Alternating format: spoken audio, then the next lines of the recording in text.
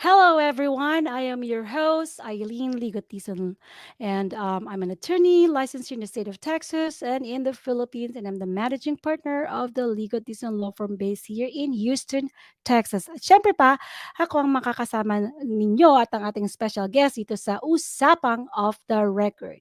Kaya maraming salamat at sinasamahan nyo kami ngayon. I want to greet everybody a good evening, good afternoon, good morning wherever you are in the whole world because we are live stream here sa Facebook and sa YouTube via Roof Chamber Radio Pinoy. Kaya if you haven't uh, like and follow Roof Chamber Radio Pinoy Facebook page ay gawin nyo na para ma-update kayo if we have new shows or new programs na mapapanood. And of course, sa YouTube naman ay i-follow na at mag-subscribe na sa Roof Chamber Radio Pinoy YouTube channel. Yan, para updated kayo. Yan. And of course, if you are not available to join us during the live show, mapapakinggan nyo naman kami sa Spotify, Apple Podcasts, Google Podcasts, um, I don't want to miss a thing. So let me get my list for that. Overcast, Listen Notes, and Radio Public. I hope I did not miss any one of those. Yan. So you can listen to us kahit anong ginagawa ninyo. You can also listen to our old recorded live show in the past. Dahil every live show namin, every episode, ay meron kaming bagong legal topic na dinidiscuss at ibinabahagi sa ating mga viewers and listeners. Kaya syempre, avail nyo na tong opportunity to learn something new. And maybe you don't need the information yet, but who knows when you're gonna need it. And also, if some friends or family members might need that legal knowledge, then you may be able to help. And para malaman nyo rin kung anong gagawin just in case you are facing that kind of situation, depende nga sa mga pangyayari. Yan. And mapapanood nyo kami. Ang Usapang of the Record ay mapapanood sa Roof Chamber Radio Pinoy every Friday dito sa US, 9 p.m. Central Time. So kung nasa East Coast kayo, that will be 10 p.m. na.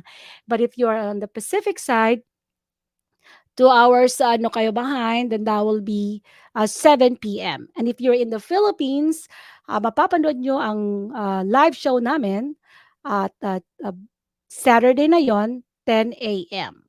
Okay, and if you are in this Australia area, then that would be around 1, so 10, 11, 12, 1 to 2 p.m. nasa Australia. Ayan. At kung kasama namin kayo dito sa live show, mag-comment kayo, mag-shoutout kayo sa mga kaibigan ninyo, family ninyo, or may katanungan kayo, just mag-post lang kayo dyan because we are going to read them during the show and we will try to address questions that you have as long as we have time to do that. So, magparamdam na if you are here with us during the live show. At syempre, makakasama natin ngayon ang aking kaibigan, special guest natin for tonight sa kwentuhan natin. Ang ating topic ngayon ay basics of estate planning. Now, when we say estate planning, pakatandaan lang na ano yan, govern yan ng ng state law dito sa US. And of course, if you're in the Philippines, the Philippine law. So may mga pagkakaiba ang mga requirements ng mga batas sa bawat state. Pwedeng magkapareho, pwedeng magkaiba. So it's very important that you consult with an attorney licensed to practice in the state where you are or in a jurisdiction where you are located, kung sa Philippines man yan o sa ibang state. Now, I'm licensed here in the state of Texas, so our topic for tonight or for today is basically state planning here in the state of Texas. But we're just gonna go over the basic, estate planning discussion. So it might also apply kung nasaan man kayo. Ayan, at if you have any specific question later on, like I said, if you're in a different jurisdiction, make sure that you um, ask for advice sa attorney, kung sino man yan, na kakilala ninyo, or whoever you can reach attorney practicing in the state where you are located. Ngayon, and para simulan natin ang ating usapan dahil ngayon mga sasagutin natin yung mga katanungan katulad ng if you need to have a last will and testament, importante ba yan? How are you preparing for your future incapacity? Let's say, for example, you're still alive and something happened to you and you can't make decision for yourself. What's going to happen? Who's going to make a decision for you? And what if you have minor children and you're a single parent? What's going to happen to your children just in case something happened to you? Are you prepared for that? When is the right time? Ito ba ay kailangan ngayon na o pwedeng gawin nyo later on? So sasagutin natin yung mga katanungan na yan habang nakikipagkwentuhan tayo sa ating special guest. At syempre, let me introduce to you our special guest. Um, Siya ay isang practicing physical therapist at she graduated from UP College of Allied Medical Professions. She worked at Medical Center Manila for 2 years, after which she migrated to the United States, where she worked all over Texas, and finally, she settled here in Houston. She had been a chairman of the Filipino American Council of Texas. She's very active in the Filipino community. And doon ko nga rin siya nakilala. Yan, sa Filipino community events dito sa Houston. At sa kasalukuyan, siya ang president of the University of the Philippines Alumni Association at magkasama kami sa UPAAH. Yan. And other than that, she is also a board member of Philippine Kalayaan Houston, which is an organization organized specifically to plan how we celebrate the Philippine Independence Day here in the here in Houston. This is, of course, a project in partnership with the Philippine Consulate here in Houston. Now, our special guest, ay magaling magsayaw. Yeah, she loves going to Zumba and new jump classes. So, at sabi ko nga sana minsan ay makasama ko siya 'no, na mag-Zumba kasi ako hindi ako nagzu-Zumba, nakikigaya-gaya lang ako.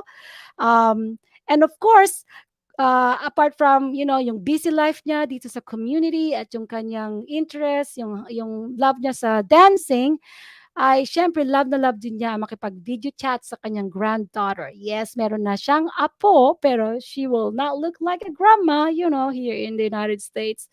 Alam niyo naman dito, um, it's very interesting here kasi magugulat ka na lang ano.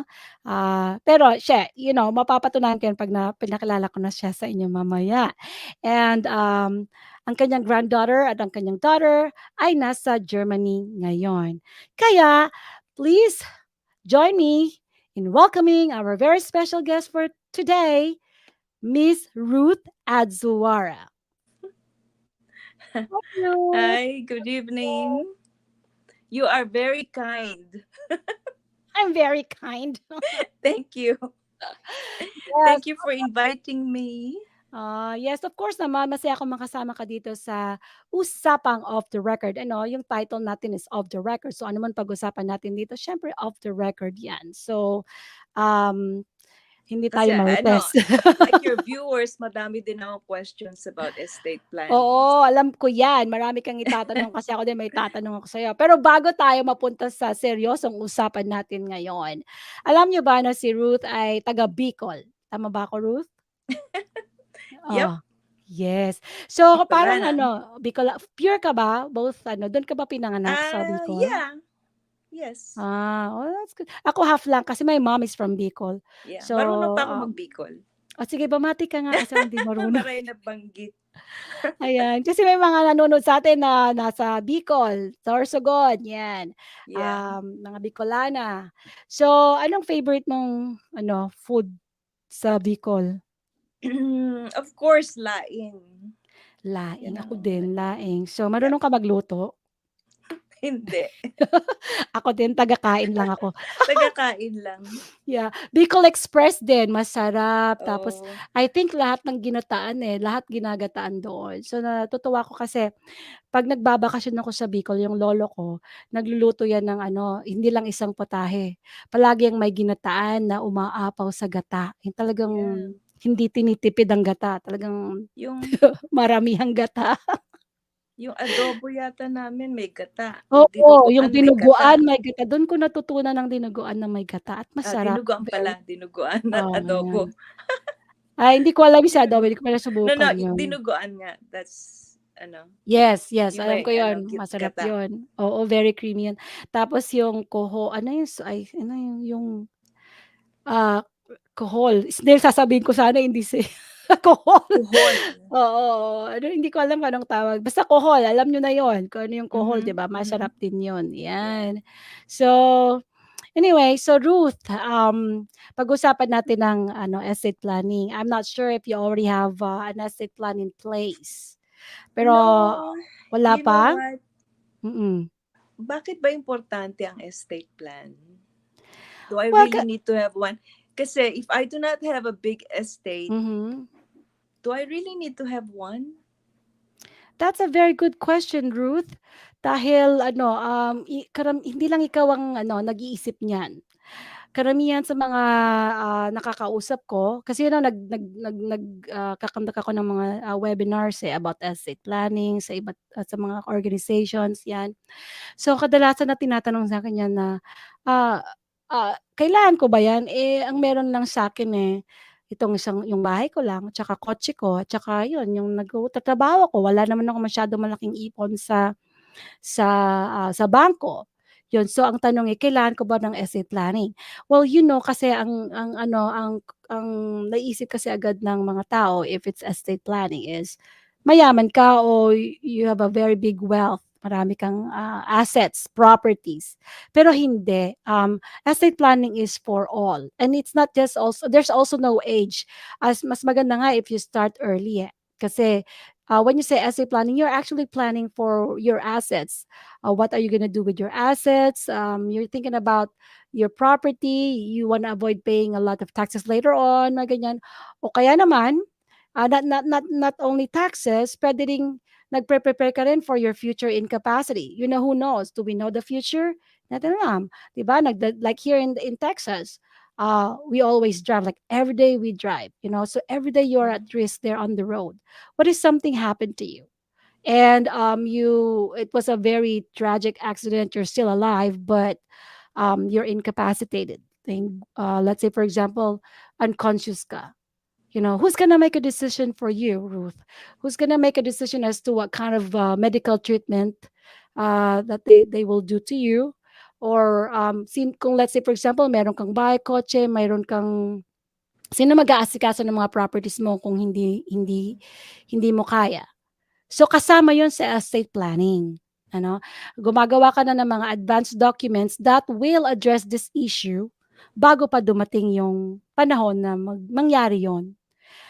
Isa pa, if you have a minor child, well, in your case, you have an apo, your granddaughter, 'di ba? Um, yung iba kasi 'pag may minor child sila, naisip niyo na ba na let's say may nangyari sa'yo, hindi kayo nakauwi ng bahay that day. Meron ba kayong naka-prepare na, something to care for your children, for your minor children? Oh, so kasama 'yun sa estate planning, 'yan. Hindi lang transfer of properties, hindi lang avoiding paying, big taxes. Kasama rin ang mga 'yon, yung incapacity mo, yung sa mga minor kids mo, 'yan. At, siyempre because you have a granddaughter, puwede mo rin kasi isama sa plan mo, sa estate plan mo yung granddaughter mo. Para alam mo din na meron siyang that you have something for her just in case, Mhm. she will need some support later on. So, pwede mong isama din yun. That's why when we say asset planning, it's not only for wealthy people. Of course, everybody will need to have something plan in place because like I said, you'll never know. Kaya naman, Ruth, tumataya ka ba ng loto? Minsan. Mataya ka minsan. Eh, paano kung bigla kang nanalo, 'di ba? Oh, biglang, ano ba, magkano ba ngayon ang jackpot? So, let's say for example nanalo ka. So, that's big amount of money. And you're not prepared for that. Let's say for example, you're entitled to receive it today. I mean, yeah, today. And then the next day, wala ka pang naplano, something happened to you. Then you have that big wealth. What are you gonna do? So, like I said, there's nothing certain here in this world other than, we will pass away because we're not here permanently. So you're preparing also for your death, not just for your Mhm. incapacity. After death then, kasama yon. So that's why yung sa tanong mo na kailangan mo ba, importante ba, dapat ba na meron kang asset plan, ang Mhm. sagot doon ay Yes. yes. Whether big or small Oh, estate. yeah. Yeah. Yes, iba, big or How about small. Yes. kailangan mo ng lawyer, or do you have, is it okay to, di ba may mga nada-download na mga Oo, DIY, do it forms? Yeah. yourself. Ayan. Well, that's a very good question kasi alam mo marami naman sa ating mga kababayan at mga, makakilala na very, ano sila, knowledgeable. Everything could be, marami nga tayong natututunan online, 'di ba? Ang YouTube, may YouTube University. So Yeah. there's a lot of resources online. And that is a fact. Pero ang masasabi ko lang, if you know what you're doing, yes, go ahead, do it. Because whatever you do, there's always an implication. It could either be a tax implication or legal implication later on. So just make sure that if you're going to do it on your own, you know what you're doing. And you're not just listening to what others are saying, because remember that we have different circumstances. Maybe yung sa kanya, that works, sa'yo hindi. So it's very important that you know all this. Now, as to downloadable documents, yes, just make sure na yung dina-download ninyo ay compliant sa requirement ng state law nyo, because estate planning, probate, making of wills, trust, ay ano yan, under the state law dito sa US. Of course, in the Philippines, the Philippine law. So kung ang na-download ninyo ay maling form, it might not be compliant with the requirements of your state, then mapapawalang visa yan. So gumastos ka, tapos akala mo secured ka na, yung pala hindi. Pagdating ng oras, magulo yung settlement ng estate mo. So yun ang masasabi ko. Kaya I always advise people who are asking me, do I need a lawyer? Um, you can do it by yourself, but what I'm saying is that if you are not sure of what you're doing, you have to be prepared for the consequences, kasi may consequence kasi magkamali ka lang, like for example sa paggawa ng will. If you're gonna make your own will, if you're here in Texas, you need to have example lang, because topic for about the will is a whole topic yan. So kailangan mo ng dalawang witnesses. Yan. Must be 14 years old and above. Ngayon, sa ibang state, pwede ang nire-require nila, tatlo. Pwedeng dalawa rin, tatlo. So may mga pagkakaiba. You need to Mhm. know that. Kasi katulad nga nung Ruth, kwento ko lang. So merong nag-consult sa akin na may will. So ipoprobate yung will. When I saw the will, sabi ko, oh, I'm sorry, I cannot probate this in court. You know why? Why? Walang witnesses. Oh. That cannot be probated. Kasi ano yun it's not non-compliant. So, what can I say, 'di ba? I'm sorry, I cannot probate this because it's non-compliant. It will not be admitted for probate kasi it didn't comply with the requirements of the state law. Dito ba So, sa it's Texas, how many witnesses do we need? two. Yeah, Two. katulad ng nabanggit ko kanina, no, at least two witnesses na 14 years old and above. So kung 14 years old na, pwede na mag-witness yan. Pero syempre, be careful din kayo sa pag-signing, because there's also requirement as to when you're signing it. Like for example, yung did the witness actually saw the testator sign the will. And when I say testator, ito yung ikaw yon. Pag gumawa ka ng will mo, ikaw ay testator. Well, testator if it's a male, testatrix if it's a female. So may mga ganon. So may mga requirements. So it's always better to consult an attorney who is licensed to do who is practicing this kind of profession and licensed to practice this kind of law in your state. Yon, para hindi kayo kasi it's very costly if you make a mistake. Yeah. Tsaka siyempre pa magulo yung imagine mo na lang na your family is already grieving for the loss of a loved one, and then they have to deal with the legal, legal conflict, or legality aspect ng probating the will and distribution of estate. So yon. Mhm. Kaya yeah, that's good question, Ruth. Importante na meron ka. You know? Ayan, Ruth, batiin ko lang itong ating, no, unang nagpaparamdam, si, Kuya Yo, si Joe, well, Kuya Yo ang tawag ko sa kanya, si Hello from Las Johan. Hello from Vegas. Las Vegas. Yes, ang PHLU Radio. So meron din kasi akong show sa kanila. Kasama ko naman doon si Sarah Balabagan, yung Kumares Walang Iwanan. Yeah, thank you for joining us, Kuya Yo. Ayan. So, okay, so we have discussed the no no that the importance of estate planning, yung benefit bakit kailangan, na-discuss din natin kung kailangan mo ba kung wala kang masyadong malaking estate, anong yun nga, and kailangan mo ba ng attorney para gawin lahat ng ito, and we discussed that. So Ruth, ito naman ng tanong ko. Ayan, so right now, you have a granddaughter, 'di ba? Nasa Germany, and yung daughter mo nasa Germany. Yeah. Yeah, I am pretty sure. Ay, mag-hi tayo pala sa kanila. If they're Hi, watching, Kenzie. Quincy is Hi, the Kenzie. granddaughter. Yeah. And then your daughter is Chrissy, and Chris's dad is Mark. Mark. Tama ba? Yan. Yeah. Yan. So I don't know what Hi, time is. Chrissy and Mark. Yeah. What time na ba sa Germany ngayon?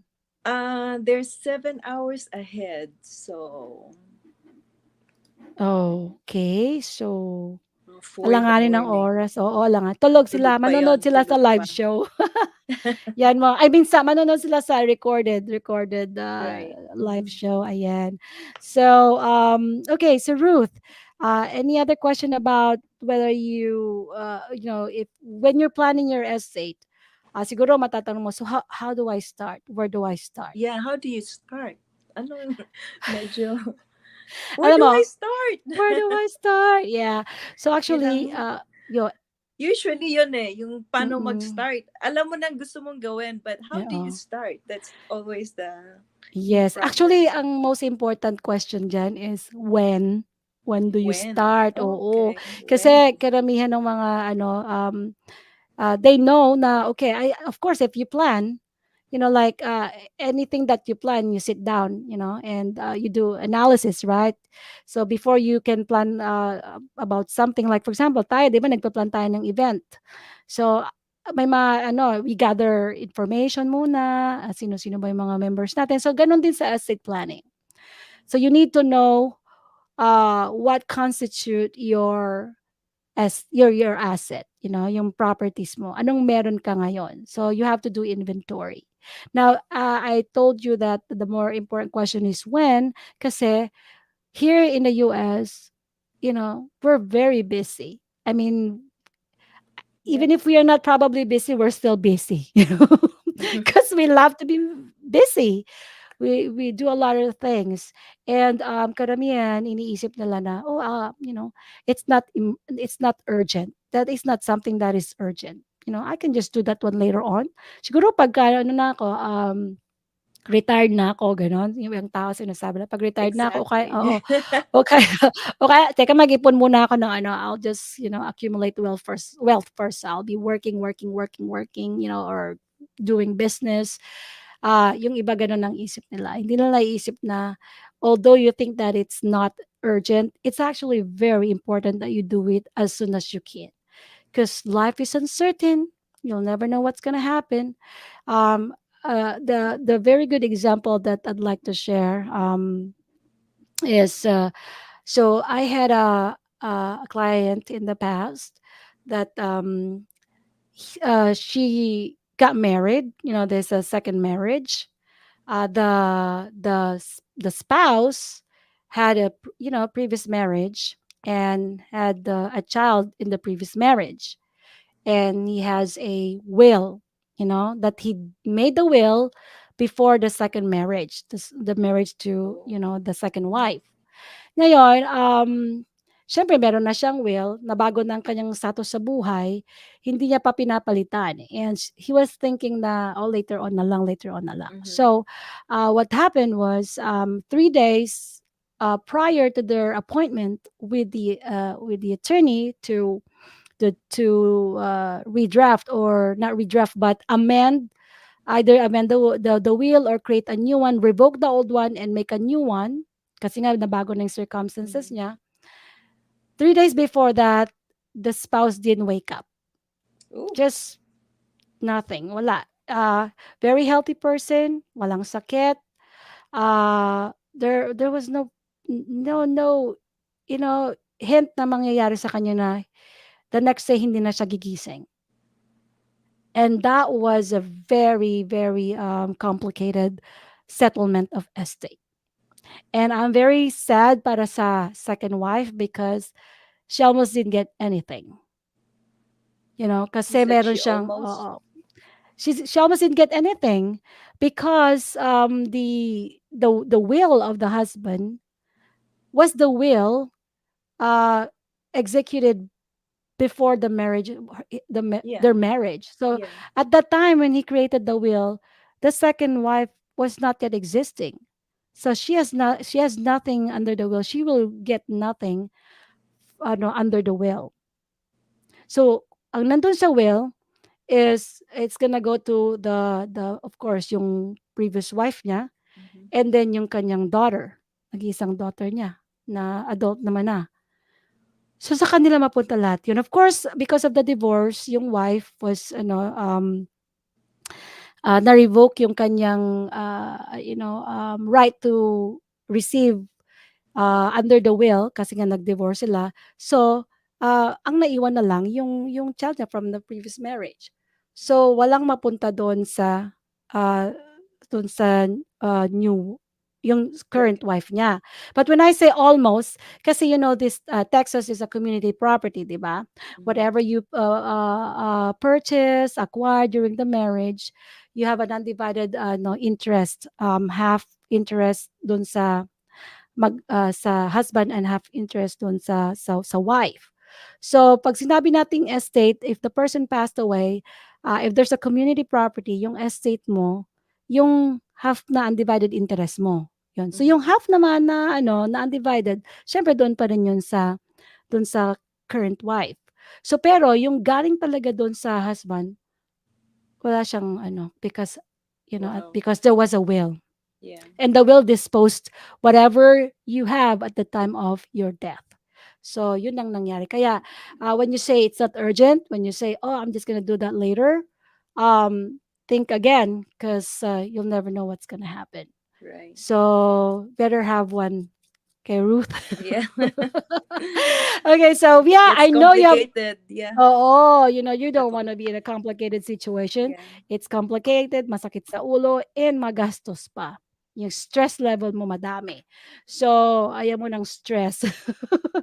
Who Good wants for the stress, 'di ba? lawyer. I'm just Oh, kidding. yeah, I'm but just kidding. no, really, honestly, Yeah. kasi may mga cases na tumatagal ng years and years. So just imagine the attorney's fees that you're gonna be paying your I attorney, know. 'di ba? So, iwasan niyo yung maggagastos. You have to be prepared. Yeah. Ngayon, I know you have a lot more questions that, we will talk about that. We're just gonna pause for a short break. So, stick around.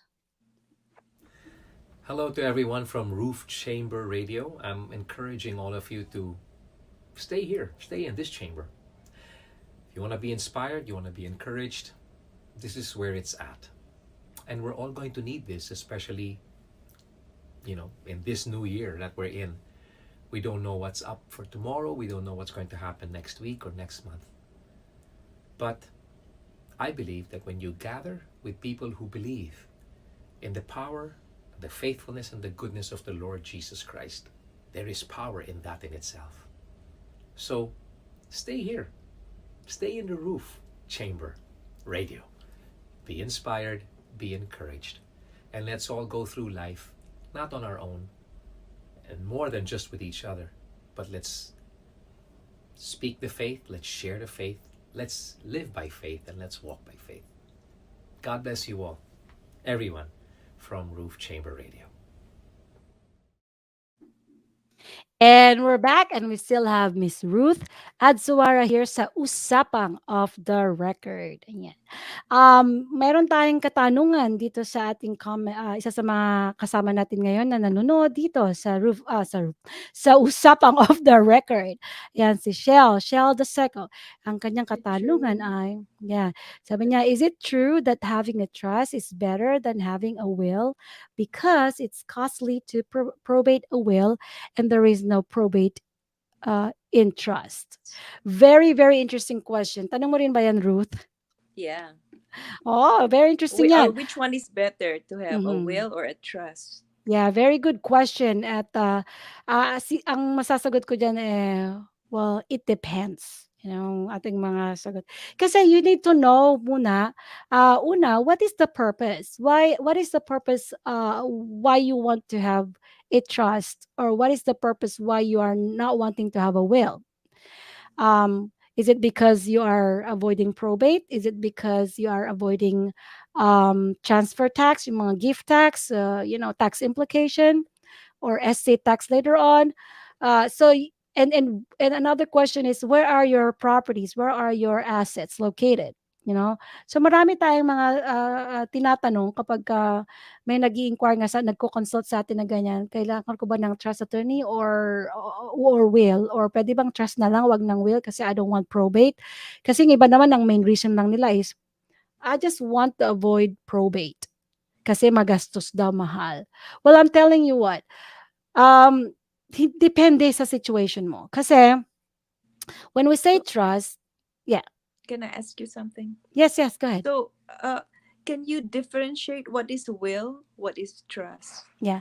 Para, Yeah, okay. So will is a legal document that you prepare, that will address how your assets that later on you will call it estate pag namatay ng tao will be distributed to your beneficiaries, let's say for example, you have children, you want equal distribution, or if you have specific properties in different places, you want this house to go to your first child, you want this car to go to your second child. So all that, yung mga wishes mo, how your estate will be distributed to your beneficiaries, doon mo yan lalagay sa will. So will becomes effective yung transfer ng properties mo upon death. So habang buhay ka, the will, kung ano man yung nilagay mo sa will, that's not gonna be, there's no effect yet. Mhm.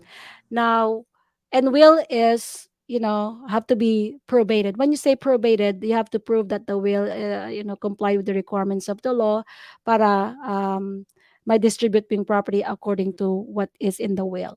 Now, when you say trust, it's another, ano yan, trust is creating a like a different person, you know?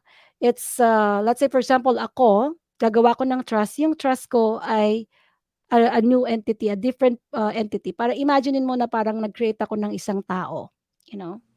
Um, Ngayon, yung tao na yon, maki-create mo yan as a tao, pero hangga't hindi mo fina-fund, you don't fund it, then it has no purpose. Hindi siya mabibigyan ng legal effect. So in order for the trust to have some legal effect, you have to fund it. So ibig sabihin, yung mga properties ko, ita-transfer ko doon sa trust. Hindi automatic na because I created the trust, yung properties ko ay mata-transfer na sa trust. It's like a separate person na binibigay ko sa kanya, oh, ito yung lupa ko, ito yung car ko, ito yung um, savings ko, ganyan. So you have to do it. There's a transfer of title and ownership. If you don't do that, walang silbi yung trust mo. So that's the difference. Ngayon, yung iba kasi sabi na, trust na lang ako because I don't want it probated. How is that gonna happen? Because sa trust mo, sa document mo, sa trust agreement mo, you can already designate there how your assets or properties will be distributed to your beneficiaries. So kasi sa trust, meron kang trustor, which is yun yung tao na gumawa ng trust. So kung ikaw yon, then you are the trustor. Ngayon, kailangan meron kang trustee. Ang trustee ay yung magma-manage ng trust mo, yung properties ng trust mo. Kasi remember, this is an imaginary entity. So pag nilagay mo doon yung bahay mo, sino magma-manage ng bahay doon? So you have to appoint a trustee. Yung trustee ang magma-manage noon.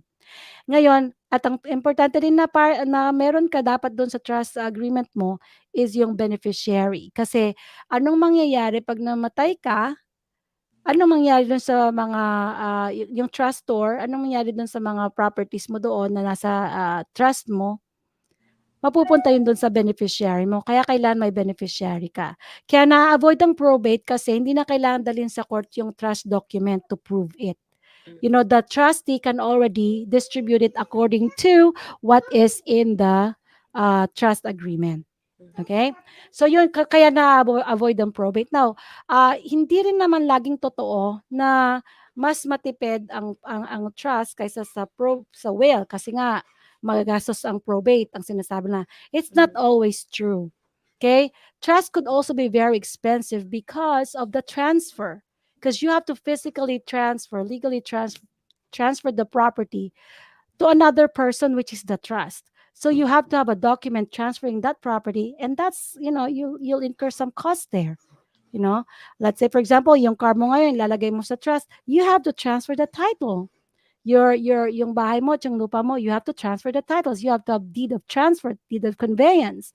So merong expenses yan. And of course, if you don't know how to create all this document, you will and of course I will also advise you to always seek advice from an attorney who practice this kind of law para masigurado na tama yung transfer. Okay? Ngayon, what if hindi mo pa nata-transfer lahat dun sa trust mo, namatay na yung tao, hindi pa nata-transfer lahat dun. So, meron pa rin siyang property na wala sa trust. So, ano mangyayari dun sa property niya? Po-probate mo pa rin yun. Pero dahil walang will, dadaan ka dun sa intestate succession. Uh, Probate ng estate kung saan walang will. At yun ay magastos kasi hahanapin mo lahat ng mga you have to declare the heir who are the heirs, and then you have to ask the court to appoint administrator. So marami yun. So nagdodoble yung gastos mo if you didn't take care of it properly. So ngayon, kung hindi na masyado yung marami yung mga properties mo, hindi masyadong complicated yung mga assets mo, then you might just need a will. Will. A simple transfer. Now, paano ipoprobate yun? Not all, like I said, not all probate could be expensive. If it's a simple transfer and you have a small estate, there are simple probate na hindi na kailangan ng hearing sa court, It could be just an affidavit or a monument of title. So may mga ganon tayong mga simple probate. Nagiging complicated lang at costly ang probate kapag complicated yung documents mo, may mga real contest, may mga heirs na nag-aaway-away, yun, nagiging mahaba, naging complicated. Pero if you did it the right way, you can avoid costly probate. Yun ang sinasabi ko, sabi, trust ba o probate? I mean, trust ba or will, So, kaya ang sagot ko doon ay, depende. Depends. Yeah, it depends. Kaya kailangan talaga, you have to consult. Kasi para malaman yung ano bang kailangan yung gawin at this point in time. Do you need the trust? Do you need the probate? Do you need the will? Now, pag sinabi mo pang trust, trust is not just one type of trust. There's revocable, irrevocable trust. So, depende na naman yon. So there's more to that. You need to know more about it before you make a decision whether you're gonna, create a trust for yourself. Yan. So there is a question here by Rusty. So tingnan natin na baka tanong mo rin ito, Ruth. So sabi ni Rusty, hi Rusty Lopez.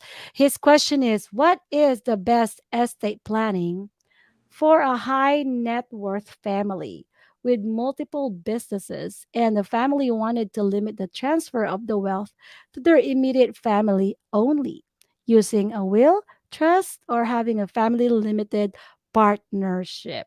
Aba, meron na tayong business ano dito part of it. Now, Complicated na yan. yeah, oo. Actually, um, I need to know a lot more information, I'm not sure if I can get that information right now, but this is what I can say. Kasi may mga ano tayo, 'di ba, yung mga wealthy family na they just want to keep their wealth within the family, 'di ba?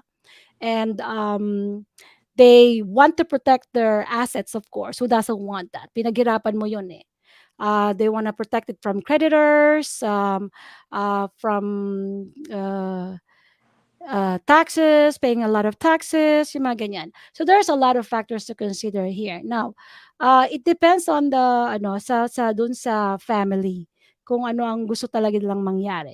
At saka kung ano yung kakayanan nilang gawin. Kasi kahit nasabihin kong, you know what, go on and put a family limited partnership. If they are not capable of managing partnership, then there could be an issue, mas magiging problema. So depende.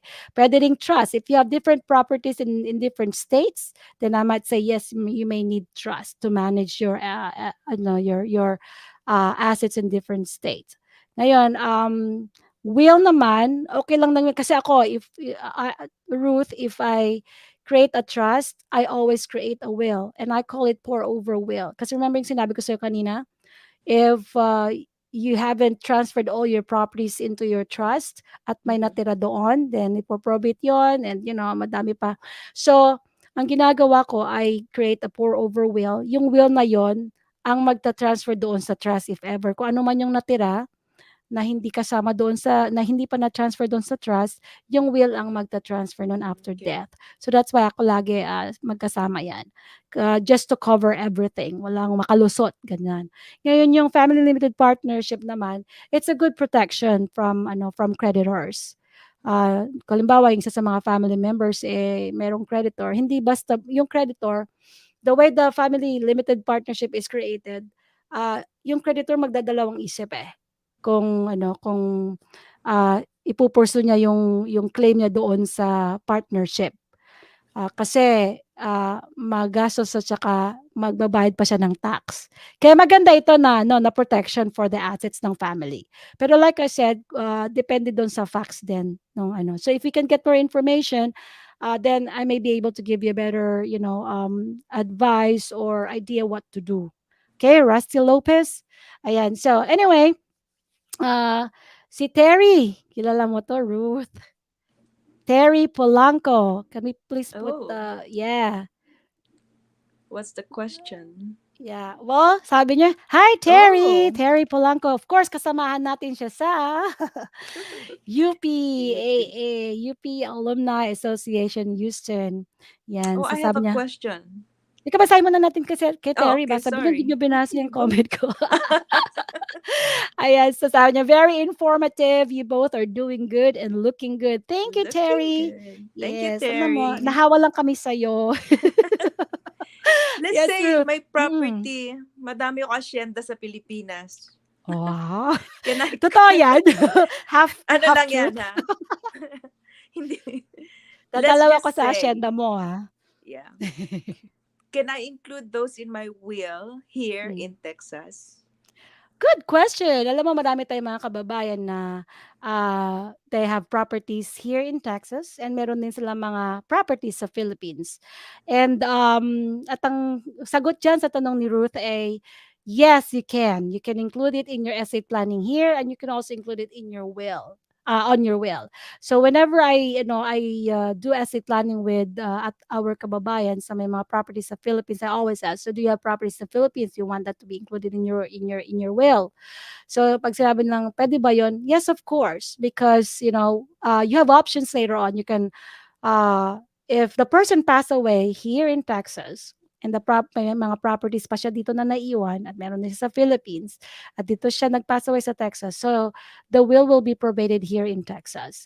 And because the will included, the properties in the Philippines, it could be included in the probate. Ngayon, ang tanong dun is, so magpo-probate na naman ba pagdating sa Philippines? Not necessarily, because the probate process here, the order, of probating the will here could be recognized in the Philippines, but you still have to do something in the Philippines, but not necessarily full probate proceeding again. So that's why, yeah, I asked them, do you want to do that? Eh, siyempre, mas simplified pa. Siyempre, attorney, alam mag-probate na naman doon na nandito naman yung ano ko, yung executor ko. When I say executor, yun yung tao na dinasignate mo doon sa will mo na siyang magmamanage ng ano ng property ng estate mo. Pag namatay ka, siya yung magdi-distribute later on ng yung ah, mga properties or assets or estate na naiwan pa dun sa ano mo sa estate mo dun sa mga beneficiaries mo. Yun ang ano executor. So at least hindi na pupunta ng Philippines na magpo-probate ulit. So you save some time and cost as well. So yes, that's a very good question. Yan. So isama mo na yung mga hacienda mo doon sa Bicol. Sabi ko. Yeah. Ayan. So my question dito si Rusty. Ah, bagong question niya ito ano. Si Rusty Lopez. Ayan, may second question siya. Sabi niya, can you Ooh, disinherit an an heir like air. child or children? What is the Texas layer statute? The heir caused the death of the testator. Yeah, that's a very good point. Ito si Rusty, mukhang very knowledgeable siya or at least meron siyang idea what's going on here in Texas. Of course, you can here in the state of Texas. It's not like in the Philippines. Sa Philippines, merong ano yan, legitim. Yung legitim mga compulsory heirs na hindi mo sila pwedeng i-disinherit. Disinherit. Oo, dito pwede. Pwede yan. Hmm. Tapos, the other thing is, let's say for example, um, yung sinasabi ng Texas Layer Statute na yan, let's say for example, yung tatay 'no, gumawa ng will. Nilagay niya dun sa will niya, yung anak niya pinamanahan niya. Let's say meron siyang dalawang anak, si son at saka si daughter 'no. So let's say nakalagay dun na hati sila, equal division of, estate later on, distribution ng estate sa kanilang dalawa lang anak niya. Pero dahil si son, anong tawag dun sa anong kanta ni yung anak na pariwara. Ay, nawala ng landas, Aha. nawala sa landas, Okay, Yeah. so yeah, seriously. And that child caused the death of the father, you know. Then he could be disinherited under this ano, Hmm. statute. Kasi yung slayer, parang siya yung pumatay. He murdered his own dad, then he could be disinherited under the will. So kahit na pinamanahan siya doon, he may not be able to get that if proven na, he was the one who caused the death of the state or the father. So good question. Pero like I said nga sa Philippines, there's legitim. So it's a different situation in the Philippines kasi may compulsory heir doon. Kahit anong mangyari, ayan, sa kanila yun. Di mo magagalaw. So meron lang free portion lang ang estate mo doon sa Philippines, yung free portion mo lang ang pwede mong you have the freedom to give it to whoever you want. Yan Hmm. ang protection doon. No, interesting, no? Yeah, Yeah. so good question, Rusty Lopez. Ayan, so before we answer the next question, very interesting question yan. Nakikita ko dito si Terry Polanco may question sa. Let's pause for a short break and we'll address that question when we come back. So, Hi, we are so pleased to be with you. Thank you for being with us. We want to invite you to be part of the Difusión Latina, Portal de Fe. We are the Spanish ministry of Ruth Chamber Radio, and we are so blessed to be with these guys all around the world. Please be with us on YouTube and Facebook. We would love very much to know how God is blessing you. And please come along and support us. God bless you and see you then. and we're back. Salamat at nandiyan pa rin kayo kasama namin dito sa Usapang Off the Record. Ano, Ruth? Ano ba? Marami pa bang naiisip na Madami. Yeah. Very dumadami, ano? informative. Kaya lang, Thank you you for know what? inviting me. Yeah. Kaya lang, we have a very limited time. So let's try to answer this one before we, go to the next part of our topic for today. So si Terry, her What is question the is, average cost? what is the average cost? You want to go ahead and read it, Ruth? Yeah, what is the average cost to have an uncomplicated will and trust drawn? Alam mo, pagka tinatanong ako ng uncomplicated will, what is complicated? What is uncomplicated? Sometimes it's not complicated right now. Then later on it becomes complicated. So yeah, anyway, pero sasagutin natin yung tanong mo. Miss Terry Polanco. Siyempre tinanong mo yan eh. So anyway, average cost of an uncomplicated will. So sige, siguro sabihin lang natin yon. When we say uncomplicated, let's think about the situation. Yung maybe just single marriage, wala kang previous marriages, kumbaga hindi extended family, and then you probably only have one child. Napakasimple nun, 'di ba? Ako yun. Complicated. Ikaw 'yon, tama, 'di ba? Oo. So gagawa ka ng ano, ng will mo, giving everything to your daughter, 'di ba? Tapos siyempre pero meron kang granddaughter, so puwede mo ring i-include do'n. It's not gonna really complicate it. So puwedeng, equal distribution, equal sila or puwede namang sa ano lang, sa mom. Now, if it's just sa anak mo, who's an adult now, then I say that is simpler than isasama mo yung apo mo. Because yung apo mo is a minor, so then you have to create a trust doon sa will mo para dun sa ano, sa apo mo.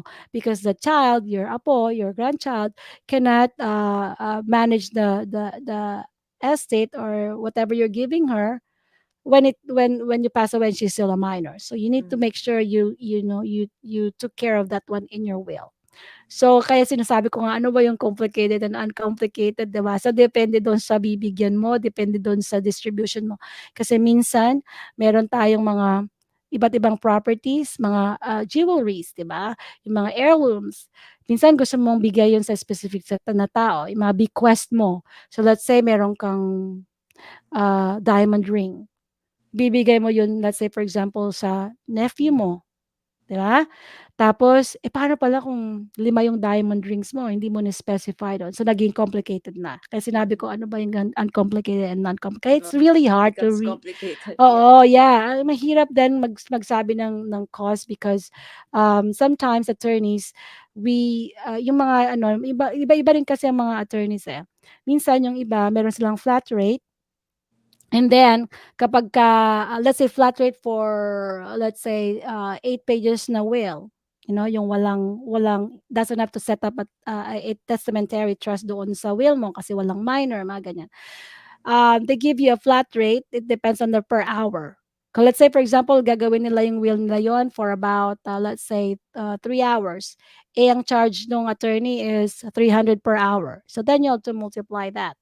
Now, isama mo doon not just the pages of the will, but also yung time na gugugulin ng attorney to go back and forth with you, to meet with you. Kasi siyempre this is your wishes. So, siyempre we have to make sure that it reflects her. So that's why when I do an essay planning or a will, it's not just one meeting. Na okay, bigay mo lang sa akin gusto mo, I'll draft it and that's it. So kaya it depends. It depends din dun sa gagawa ng will mo because attorneys are charging different rates as well. Kaya it's not, I couldn't give you ano, an amount, but we can talk. Yeah, if you have any more question, of course, feel free. Our website is on the screen. It's legaltisonlaw.com. If you have any question, you can go to our website, send me a message there or schedule appointment. It's all in there. And you can also get some information from the website. Okay, gano'n din sa trust, kasi yung trust ay, meron din tayong palitan ng ano 'yun, mga, conversation, review of documents. Kasi ako, if I'm gonna make you a trust, I wanna know exactly what properties are we dealing with. And then che-check ko pa 'yan kung ano yung may title ba 'yan, kaninong title 'yan, where is it located, what is the value. So, it takes time and that's how, these are dealt with by different attorneys. Ngayon, if your properties are located in different states, then you might also be consulting with an attorney licensed to practice law in that state. Kaya nagiging complicated yung supposed to be uncomplicated. Hmm. Ayan ako, wala na tayong time. Ayan si So, my mom. Gising ka na? Okay. sino yan? Delia Oh, Ligot, your my mom. mom. She's in Australia. Hello, Attorney Aileen, watching from Australia. Thank you. I was just on the phone with her a while ago. But sabi ko, baka hindi ka naman manood ng show ko. Kaya nagparamdam. Oh, before Yan. we end, ano pang, at least, what other documents na we have to have at least, other than the last Oh, will and yeah, very testament? important yan, Ruth. So before we go to, the other thing Okay. that we want to talk about, quickly lang, siguro kung wala kang masyadong, medical issues, or you're not in a complicated situation, ganyan, I would say na at least you have to have a will, you know. Now think about if you need a trust. If you need a trust, then you should have one. But of course, the will take care of your I see. estate after, after death. But what if you're still alive and you become incapacitated? How do you prepare for that? So for me, what I always tell people was asking me, what do I need? Kailangan meron ka kahit man lang durable power of attorney and medical power of attorney. Kasi if in case you become incapacitated, you have somebody to make decisions for you. For the management of your properties, yun yung durable power of attorney. For decisions regarding your medical treatment, anything that is related to your medical needs, then that'll be the medical power of attorney. Ngayon, if you don't have that, mas magastos kasi people cannot just make decisions for you, especially if you're an adult. So they have to go through guardianship. So the price of guardianship may not be as simple as you may think, and of course you will spend money for that as well because there's a court hearing when it comes to guardianship. So you want to avoid that, get a durable power of attorney and medical power of attorney. Kailangan mo rin ng directives, just in case you suffer an irreversible disease, and at least you can already make decision for yourself whether to pull the plug or not, para hindi na mahirapan ang mga mahal mo sa buhay na magdesisyon kung anong gagawin nila just in case mangyari sa iyon. So, and of course, siguro yun lang muna, kailangan mo ngayon yun. Napaka-importanteng meron ka nun because life is uncertain. You don't know what's gonna happen in the next few hours, next few minutes, next day. Katulad nga ng sabi ni Gary kanina, you don't know what's gonna happen the next day or next month. So you have to be prepared. Ayan, Ruth. So, bago tayo, magpaalam because we only have 3 minutes left. Ano yung natin? We have programs, we have events that we would like to share with you, with our viewers and Yes. listeners. So let's show that on the screen. Yan. So, okay, this is our joint gala with University of the Philippines Gamma Sigma Pi reunion. This will be October 22nd sa Sugarland, Marriott Sugarland. Yes. So, And if you have any question, just go to the Facebook page of the University of the Philippines Alumni Association Houston chapter. Yeah. And then let's show the next one. This this one. is our next fundraiser. It's a dance fundraiser. It's a tango series 2. We had our first one last February. So Mm-hmm. this will be August. It's our second tango fundraiser. Yeah, and it's very fun. So, Matuto kang I enjoyed the last time, I yeah. enjoyed dancing, although I didn't have a Magaling ka nga partner. eh. Why? Pero yung tango hindi ko alam. I never danced tango noon. So, Yeah, join us. This is you don't have this to have is a partner. Just come. yes. If you don't have a Yeah. partner and I don't have a partner, Yeah. we may be So it's partners. fun. Kahit tayong It's dalawa, Ruth, also diba? for our